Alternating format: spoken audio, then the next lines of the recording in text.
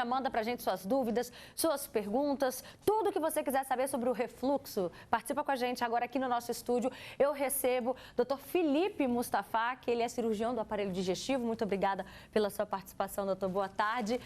Dona Fátima e Sueli também estão com a gente aqui hoje. Por que será? Porque vocês também sofrem desse bendito refluxo, né? É isso? Sim. Infelizmente. Infelizmente. Vamos lá, com quantos anos, a partir de que momento que vocês começaram a perceber esse refluxo? Tá ligado, pode continuar. Bem, eu tenho mais ou menos 15 anos quando eu descobri. E eu descobri numa época assim, bem complicada, que foi numa época que minha mãe estava desenvolvendo um câncer e na família estava tendo alguns casos de câncer. E eu comecei a sentir muito nessa área aqui, tipo da garganta, do ouvido. E naquele período só se ouvia falar em câncer. Primeira coisa que eu imaginei era isso, porque doía muito. E aí, quando eu fui na otorrino, que ela falou que era refluxo, eu falei assim, tem como, eu já com essa idade toda desenvolver um refluxo? Nunca tive, né? Nunca tive, eu não acreditei, porque eu falei, não tem nada a ver uma coisa com a outra. Eu achava que não tinha nada a ver, fora que eu começava a tossir. Então, para mim, era alguma coisa que eu tinha aqui na garganta. E até hoje, onde que me ataca mais é garganta e ouvido. Até hoje você convive com isso? Até hoje. E você, dona Fátima? Menina, eu tenho um refluxo desde que eu nasci. Minha mãe contava uma história que teve uma vez que eu passei 3 noites e 3 dias com a vela na mão. Morre, mas não morre. Esperando morrer para fazer o enterro e eu não morri. Tá amarrado, hein? Pois é, mas aconteceu isso. Mas só que até então, ninguém sabia, né? Ninguém nem imaginava que existia esse tal de refluxo. Depois que eu cresci, que me casei, tive a primeira filha. Essa primeira filha me deixou eu em pânico. Teve um dia que deu ataque desse refluxo que eu não sabia, ela ficou roxinha. Eu, marinha de primeira viagem, eu e meu esposo, era a primeira filha, a gente corria por causa de uma vizinha, um casal de crente que tinha lá, a gente achava que ela estava morrendo, ele levava ela e o casal de crente ficava fazendo oração, oferecendo a Deus, e eu chorando, e meu esposo chorando. Oh, meu Deus, que desespero. Aí depois passava, depois isso passou, foi uma crise. Até então não sabia que era refluxo também. Doutor, que desespero, hein? 2 histórias aqui bem diferentes, uma que desenvolveu e a outra que desde quando nasceu. Isso pode acontecer? Para a gente entender bem que são 2 histórias que a doença começou em momentos diferentes, isso pode acontecer. O refluxo ele pode se dar desde a infância até a fase adulta e pode ter início na fase adulta também. Às vezes os pacientes não suspeitam do refluxo, exatamente foi o relato dela, porque é uma coisa que começou na fase adulta e ela sempre ouviu falar que era uma coisa de criança. Então, não, o adulto também abre quadros de refluxo, pode acontecer. E é normal as pessoas chegarem, por exemplo, lá no seu consultório, primeiro terem passado até por um cardiologista se bobear, Sim. por um oncologista, por isso ou por aquilo, para depois descobrir que é um refluxo? É bem comum porque você acaba, às vezes, tendo dores abdominais, dores no peito. Então, o paciente acha que está infartando em alguns momentos. Então, ele vai parar num consultório de um cardiologista, achando que é um problema cardíaco, e o cardiologista faz todos os exames e vê que não é nada da parte dele e acaba encaminhando para a gente para seguir o acompanhamento. E aí a gente acaba fazendo o diagnóstico. É um sintoma ali comum também, dor no peito, tá? Do refluxo. Além dessa dor, quais são os outros sintomas que, de repente, o pessoal de casa está falando assim, meu Deus, será que eu tenho esse tal do refluxo? Bom, os sintomas mais comuns são queimação, né? Dor abdoepigástrica, aquela azia que a gente chama de pirose, náusea, regurgitação, o que aconteceu com o cantor, quando ele relatou ali a rouquidão. Então, existem vários sintomas e não vai acontecer todos os sintomas em todos os pacientes. Cada paciente vai abrir com algum tipo de sintoma. Então, por isso que fica um pouco confuso para o paciente pensar sobre isso nesse momento. Então, a gente faz uma avaliação, existem métodos diagnósticos para a gente poder fazer esse acompanhamento e diagnóstico. Olha só que interessante o caso da Sueli. Você disse que estava acompanhando a sua mãe no tratamento de câncer, não é isso? Sim, eu estava acompanhando minha mãe no tratamento de câncer. Eu estava com uma prima que estava desenvolvendo um câncer justamente na garganta. Um outro tio também com suspeito de câncer justamente nessa área da garganta. Então, primeira coisa, naquele período, há 15 anos atrás, eu só ouvia falar câncer. Então, quando eu comecei a sentir, eu fui e deduzi o quê? Deve ser câncer. E aí eu tinha uma outra situação. Eu estava tão envolvida com isso que eu também tinha o medo de ouvir o diagnóstico e dizer, você está com câncer. Aí que você não queria buscar mesmo, né, o médico, não queria agendar uma consulta tão cedo, né? Ficou morrendo de medo. O estresse nesse momento é uma situação também que acaba... É isso que eu ia perguntar. Aumentando a produção ácida no estômago e o paciente que já tem refluxo, ele reflui mais ácido. A acidez é que vai gerar o sintoma desse paciente. Então, no momento que ela estava ali toda estressada por conta da situação, da possibilidade de ter uma doença mais grave, ela estava fabricando muito mais ácido e tendo mais sintoma. Só completando ele ali, isso realmente acontece porque muitas vezes à noite eu batia sentada já com líquido para jogar fora. Às vezes eu acabava engasgando, dormia normal e já batia sentada correndo para o banheiro. E aí, doutor, o que mais pode estar por trás de uma causa do refluxo, principalmente parando para pensar em pessoas que não tiveram e desenvolveram isso? Exatamente. Pensando nesse desenvolvimento aí tardio, uma das principais causas, primeiro, a obesidade. O paciente que está ganhando muito peso, ele pode começar a apresentar refluxo. Paciente que está descuidando muito da alimentação e paciente que está vivendo sob forte estresse, que já tinha uma quantidade pequena de refluxo e agora está muito mais ácido e ele está apresentando mais sintomas, ok?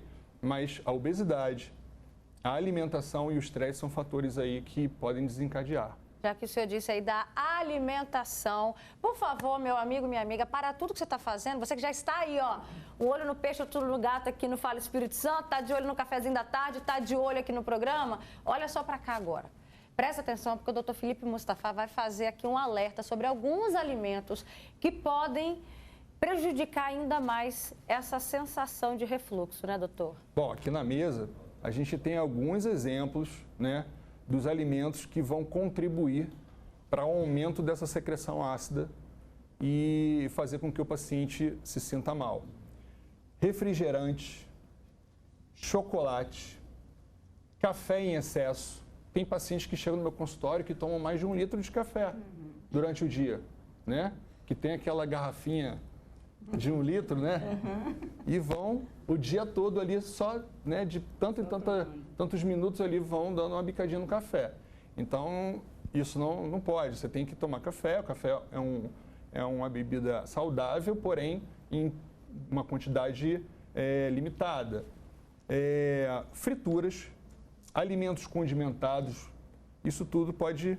E o chocolate, que está aqui também, são alimentos que induzem o refluxo. Quando você diz, por exemplo, do refrigerante, água com gás também pode ser prejudicial? Também pode. Os gasosos, eles induzem um pouco o refluxo. Com menos intensidade, porque o refrigerante ele tem cafeína também. Então, a cafeína também é um agente ali indutor. Mas a água com gás também pode. Aí quando você diz fritura, né? A gente está aí no verão, a galera vai lá pro quiosque, na praia. A gente até preparou uma porção para você, ó, batatinha frita, aipim frito, coxinha, torresmo, né? Tá aqui uma porçãozinha caprichada. E aí a pessoa comeu, tem algo que ela possa fazer depois disso para evitar essa acidez? Depois de ter se alimentado, é um pouco mais difícil. A gente tem alguns antiácidos que a gente pode usar, mas isso não pode ser de uso corriqueiro, não pode ser um uso diário. O paciente que começa a ter sintoma, ele precisa ser avaliado, porque é muito comum do paciente começar a ter sintoma, se automedicar, e ele está fazendo medicação que até alivia o sintoma, mas ele tem inflamações ali moderadas a severas até, que não são tratadas, isso sim pode no futuro gerar um câncer. A doença do refluxo, o problema maior dela é no futuro, depois de anos de inflamação, virar um câncer. Olha aqui, a gente tem algumas participações no Facebook. A Silvia Freitas, ela diz, se ela comer pastel ou tomar café ou jantar tarde, Ela falou que tem uma sensação aqui que parece que vai morrer, né? Ela quer saber também, ficar muito tempo sem comer também causa o refluxo?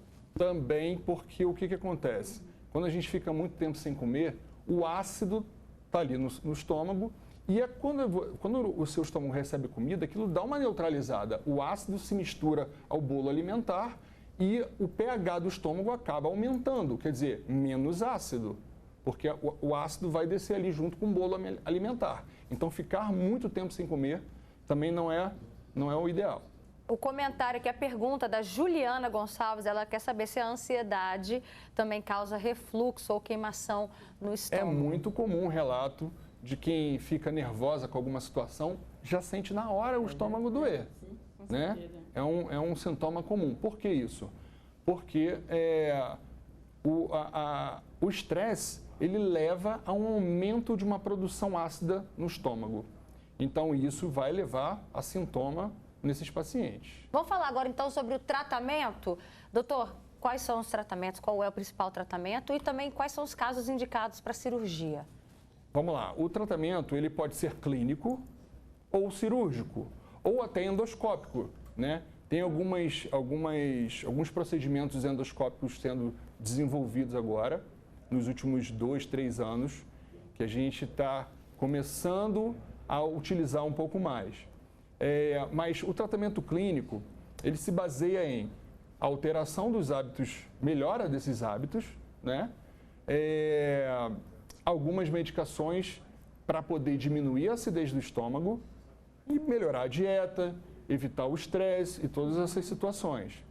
O tratamento cirúrgico, a gente vai oferecer para um percentual desses pacientes que, após uma análise, a gente detecta que esse paciente, ele se favorece muito com a cirurgia. Por exemplo, teve um relato ali de uma paciente que ela falou que tinha hérnia de hiato. A hérnia de hiato é uma alteração anatômica que a gente não vai conseguir resolvê-la com medicação.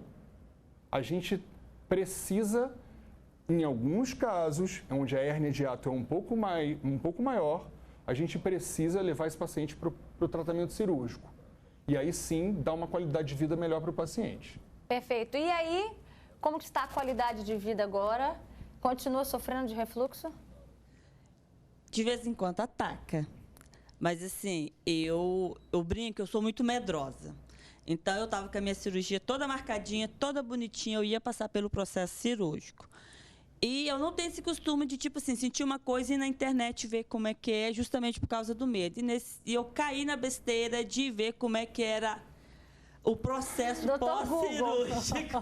Eu fui pro Dr. Google, a única vez que eu fui.